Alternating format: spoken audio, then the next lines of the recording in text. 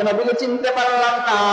বলে যখন নবী হিজরত করে মক্কা থেকে মদিনায় যাবেন, আবু বকর সিদ্দিক রাদিয়াল্লাহু তাআলা আনহু শিবরাতের সাথী ছিলেন। যখন হীরা গুহার ভিতরে ওই পয়গম্বর আবু বকর আর পৌঁছলেন না, ওই সময় যখন ঢুকলেন, ঢোকার পর আবু বকর সিদ্দিক রাদিয়াল্লাহু তাআলা সমস্ত ওই গুহার ভিতরে গর্তের ভিতরে ফুটাগুলা আটকা দিলেন। সমস্ত ফুটাগুলো আটকে দিলেন, কিন্তু আর একটা ফুটা বাকি আছেন। সব আটকানো হয়ে গেছে, একটা বাকি আছেন, কিন্তু তার কাছে কোনো যন্ত্র নাই যে আটকাবেন। রহমতের নবী ক্লান্ত হয়ে আছেন, নবী সফর করে টেনশন চিন্তা নবী ভুলে পড়েছেন। আবু বকর সিদ্দিক রাদিয়াল্লাহু তাআলা রানের উপরে ঘুমাইতেছেন নবী আমার। এদিকে একটা ফুয়া বাকি আছেন, কিন্তু আবু বকর সিদ্দিক কিছু উপায় না হইয়া, নিরুপায় হইয়া তার পা দিয়া ওই ফুয়াটা আটকে থেকে ধরলেন। ওদিকে কাহিনী হলো 350 বছর আগে তাওরাতের আলেম বলেছিলেন, 350 বছর আগে তাওরাতের আলেম বলেছিলেন ওই গুহার ভিতরে নবী আশ্রয় নিলেন। কি করবেন? রহমতের নবী আখিরি জামানার পয়গম্বর ওই গুহার ভিতরে আশ্রয় নিলেন। এই কথা একটা সাপ শুনেছিল। কি করছে? একটা সাপ শুনছে আখিরি জামানার পয়গম্বর নবীকে দেখবো। এরা নবীর উম্মতের দল।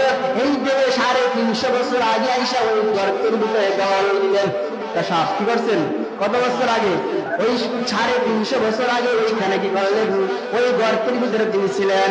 এরা নবীর উম্মতের দল। যখন নিরুপায় নবী তো রাত থেকে আবার চলে যাবেন, এইবার নিরুপায় হইয়া সাপ তো নবীর পাগল, আমার নবীর বড় আসে। এইবার সাপ নবীকে দেখার জন্য মনটা ছটফট করতেছে। রহমতের নবীকে দেখবেন, কিভাবে দেখবেন? কিন্তু গর্ত আটকানো। এইবার নিরুপায় হইয়া সাপ আবু বকরের পায়ের উপরে সবল মারল। যখন সবল মারল, মারার পর বিষে আবু বকর শরীরটা নীল হয়ে গেল। নীল হওয়ার পরে চোখ থেকে পানি পড়তেছে, পানি টপ টপ করে পড়তেছে। আমার রহমতের নবীর গাড়ির উপরে পানিতে যখন পড়ল, দেখে রহমতের নবী ঘুম থেকে উঠে আবু বকর কান্না করতেছে। রে আবু বকর, আপনি কেন কাঁদেন? দেখে পুরা শরীরটা নীল হয়ে গেছে।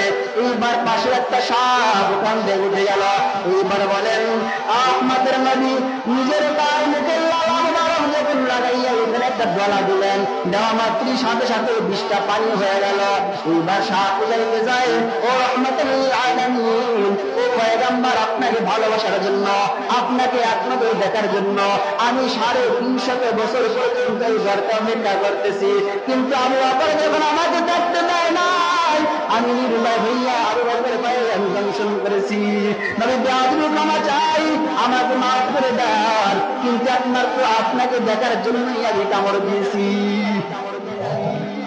এ নবীর উম্মতের দল ওই মদিনায় যখন যাবেন, বলে আল্লাহর রাসূল একটা খেজুর গাছের সাথে ট্যাগ লাগাইয়া মিম্বার বানাইছিলেন এবং খুতবা দিতেন। কি করতেন?